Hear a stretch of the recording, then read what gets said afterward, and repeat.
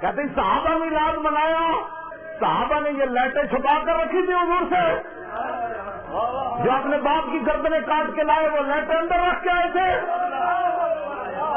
وہ سارا مال گھر سے لے آئے تھے، وہ دیگ صدیق اکبر 2 دیگوں کا چاول جو وہ گھر میں چھپا کے آئے تھے کہ آپ کے لیے 2 دیگیں نہیں پکانی، اور جو کیسر اور کسرا کے دروازوں کے اوپر جا کر دستک دی، نکلو باہر حضور آ گئے، تو کیا انہوں نے رسول اللہ کے لیے 2 کلو مٹھائی مدینہ پاک کی دکان سے خرید کر بانٹنی نہیں تھی؟ کیا باتیں کرتا ہے؟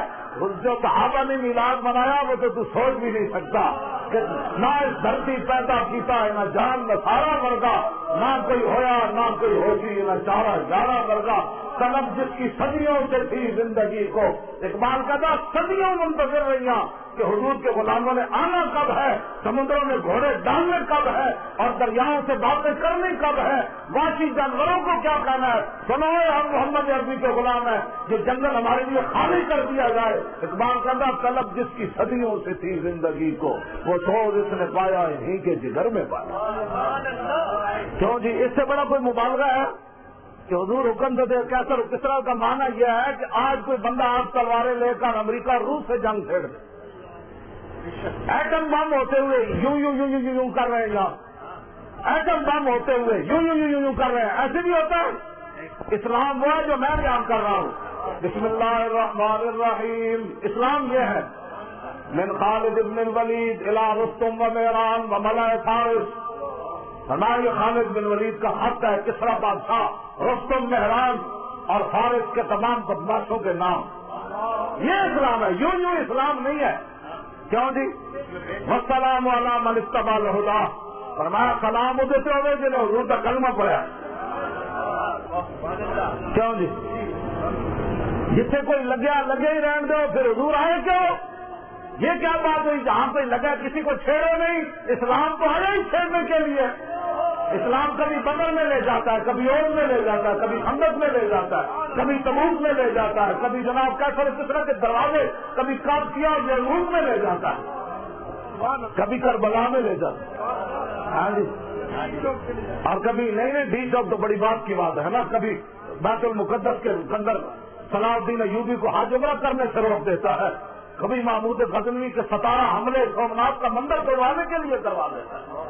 اسلام تو ہے اس لیے کیا نہیں، اور کوئی غزنوی کارگاہ حیات میں بیٹھے ہیں کب سے منتظر اہل حرم کے سومناتھ۔ بات تو یہ اسلام ایسے نہیں کرتا، اسلام ایسے کھڑے ہو کر بات کرتا ہے۔ خالد بن ولید نے کیا بات کی؟ فإنا ندعوکم الی الاسلام، ہمارے انسان کے بچے بنو، کلمہ پڑھو، کرنے جو ہوتا ہے فإنا، ہم تمہیں دعوت اسلام دیتے ہیں، کلمہ پڑھو۔ یوں یوں کیا؟ اسلام یہ ہے فإن أبيتم ابا یا ابتا ابینا ابیتا ابیتما ابیتم، ہاں جی، ابا واستکبر، ایک بندے انکار کیتا کہ فإن أبيتم، اگر تم سارے انکار کر رہے ہو کہ ہم نے کلمہ نہیں پڑھنا تو پھر اسلام کا دوسری بات مانو، وَآتُوا الْجِزْيَةَ عَنْ يَدٍ وَهُمْ صَاغِرُونَ، پھر ہماری رعایا میں ذلیل ہو کر ٹیکس دے کر رہنا ہوگا۔ جی صاغرون ہے کہ نہیں؟ کیوں جناب؟ صاغرون صاغران صاغرون، ایک صغیر نہیں آئے گا، سارے ذلیل ہو گئے، سارے ذلیل ہو کر ہماری رعایا میں رہنا ہوگا۔